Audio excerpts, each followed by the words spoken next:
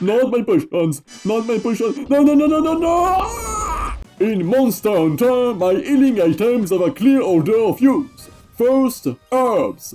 They can be bought for dimes. Second, potions. Slightly more expensive. Last, mega potions. Can only be done by combinations. Precious, to be kept. Why would I squander aught but buy herbs against Mid's monsters? And with 3 slave years of monsters on my side, why would I waste my precious bullets when I can safeguard them by using my normal ammo level 1 instead? Bullets are costly, you know, as much as my Fire Emblem is... In Fire Emblem, the strong weapons along with staves, elixirs, and others must be kept, come what may. We never know what could befall us, more so when the just units could waltz in out of nowhere. Thus, all of this, be stashed. Iron and worthless weapons we shall use until a Wolsey and me arrives. The final boss already... oops. Oh, no you won't. What are you doing? No! What have you done? It better be. For your health, it better in Genshin Impact, holding 1 billion of Mora is primordial, for as much as almost every little upgrade or purchase require gold. Should I be enticed by the current design of a character and the preview of his gameplay through leaks, farming all of the materials I shall beforehand pursue. Looking my artifacts once they meet the statistic requirement for my future to be the main character, and letting their level to 0 for Mora's preservation, whose level shall be upgraded to 20 once the desired character summoned. Characters whose summon will be effective according to my personal choice.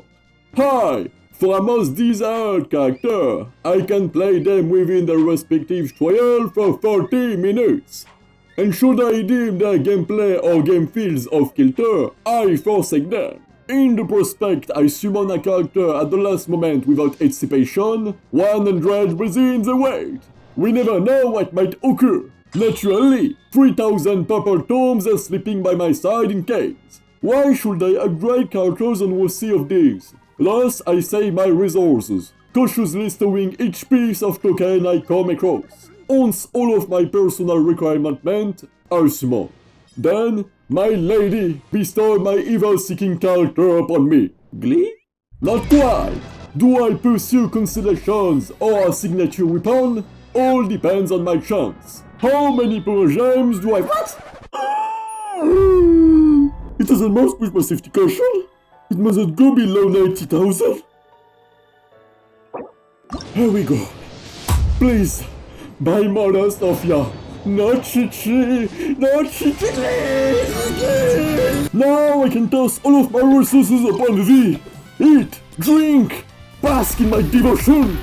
Draw with my sweet! Have you noticed the common factors? Hierarchization, thrifty to the bitter end, glee, by spending well-earned resources. Each one roses a certain part of all gamer essence, sense of reward. In Monster Hunter, using items means buying, harvesting, fishing, mining later, a time loss. The fun derives from unmaking monsters, yet gathering all tools for hunt seems rather RP, aye?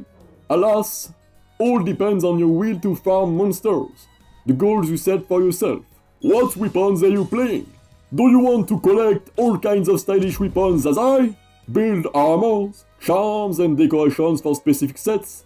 As the list is raking up, so do your laziness to collect all the required items which exclude monster hunting.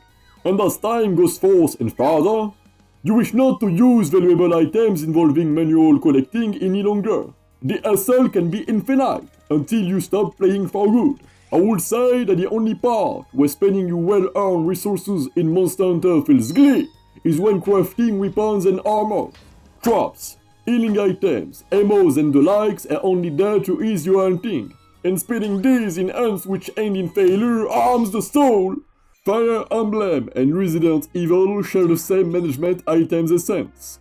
In Resident Evil 1, 2 and 3, as you play from the beginning to the end, resources are overall limited. You collect items by clearing the areas beforehand. You may use your bullets at the cost of running out of these when a critical moment could arise. The fear of having nothing left but your knife is lingering in your mind. In both cases, your paranoia drives your actions by overguarding your resources. You feel relieved that having preserved a precious item you might have needed in a most crucial moment. But what if one sense of preservation thwarts the pleasure of playing? You strive to obtain such precious items throughout the game and for this to remain stashed forever? Your reward in having these items is either by availing their use to explore new ways of playing, or by easing your path in the game. Of both. Trust the process! Trust the game design! Trust the ones who made this game! And should you spend your items unwisely, then by your wits you shall succeed. Oh? Are you scared of numbing your sense of judgment by abusing the use of those items and to be left witless afterwards? Then this part of your punishment for relying a tad too much on your items. For you can always accurately estimate where and when to spend them. In the same breath as life, all is a matter of equilibrium. In Fire Emblem Thracia, for instance, my first experience was sort of tarnished by my obsession over keeping my weapons, staves, and much more in case, as every Fire Emblem I have ever played before. This and plenty of save state across the maps, of course. And upon finishing my first playthrough, I was taken back by the difficulty. Enemy units are far more dangerous than in any Fire Emblem normal mode. New mechanics as rescuing or capturing units might seem tedious to exploit. This game has invented fog maps. Hills can be missed. Enemies can spawn out of nowhere and prey right upon, and the list goes on. However, the story, global ideas, musics, and map design had left me speechless, and I had sought a revenge of some kind, playing this game with a true comprehension and grasp of its philosophy. And it might be an unpopular opinion, but I believe this Fire Emblem to be the only one whose game design compels you to plan the course of your actions accordingly. Speaking of the normal mode, Natch, lunatic mode from other games aside, and anyhow, I played a second playthrough without save state whilst playing in my brain cells for real this time, shouldered by the counsels of a buddy of mine for the first part of the game. And with his help, I believe this Fire Emblem has become my favorite one with Fire Emblem 4. Once the fear of squandering items dispelled, the pleasure of playing was paramount. You could chalk this up to me knowing the game firsthand, forsooth. For although there must be a few years of gap between my first and second runs, I had the knowledge and experience of my first playthrough. To fend off this idea of yours, I have played Fire Emblem Engage in hard difficulty with the same philosophy as Thracia, planning my actions, availing every pros and cons of my units, and preventing myself from forging weapons as a limitation. Truly was a glee experience as well. These are tactical RPG games after all. Though many may be content by playing these games by rolling over enemies with overwhelming units, I believe they miss the essence of these games, to each their own regarding fun. May it suit themselves. Yet, challenges and new experiences with which we're not off comfortable firsthand can open new perspectives within ourselves. It can awaken something we never expected to exist. This amongst all the manner of forging a personality, Natch. By dwelling in our comfort zone, we quash our potential. This is what I firmly believe in. Indulge your playing. Embrace the experience the game designers have in store for you, in case you fail of using your items wisely, and discover bits of yourself in the same process.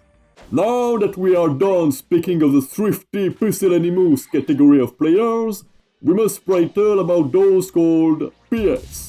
People whose brain had been affected by an incurable disease, drunk on bloody dreams of power. Their thriftiness is not driven by fear, but by the thrill of it. The most doubting players alive, who shall never sway from their way. I am speaking of the power scalar spenders. In their mind, it goes as the following. This is their glee.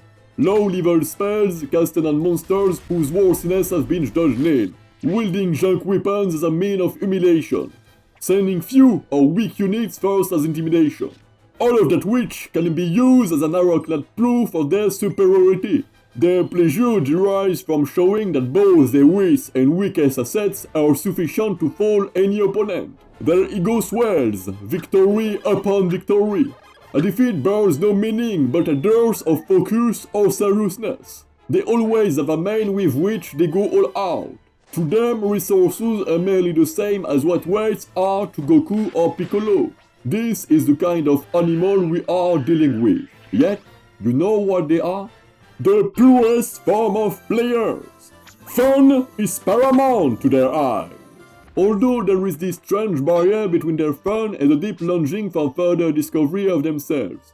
By power scaling out, they hierarchize the data of any form. Items, weapons, spells, stats. This error I've just noticed. Thence they willingly limit themselves. Maybe permanently with a sim challenge for the whole course of a game, or then there. Either way, the goal is swelling their ego. And the further it increases, the more they have fun. And should it decrease, they learn about themselves and improve accordingly, still having fun. An earnest mindset, is it not? Both aforementioned kind of player had been afflicted by a disease. The former cannot help but transfer his real-life qualms into the game he's playing. The latter ever fails to transpose all of his well-earned abilities and pensions into reality. Even greater than a disease, it could be labeled as a curse. The curse of self-sabotage. Fiction is inspired by reality. Reality is inspired by fiction. Why can we not forget reality and remember fiction? Because we are shown that both are incompatible when they are but inherent. Whether we save any resource out of fear or challenge in video games, reality and fiction are unconsciously juxtaposed. The first kind of player must confront his real-life struggles in video games as a means of simulation to steal himself. The second one must cease sleeping on all of the abilities and potential he has awakened through his games and unveil them in reality. Observation, self-judgment, knowledge, patience, reflex, leadership, calculation, social skills, and any other capacities can be transposed into reality. Cause who it may be, it shall be lifted with pristine willpower. And at the end of it, glee awaits.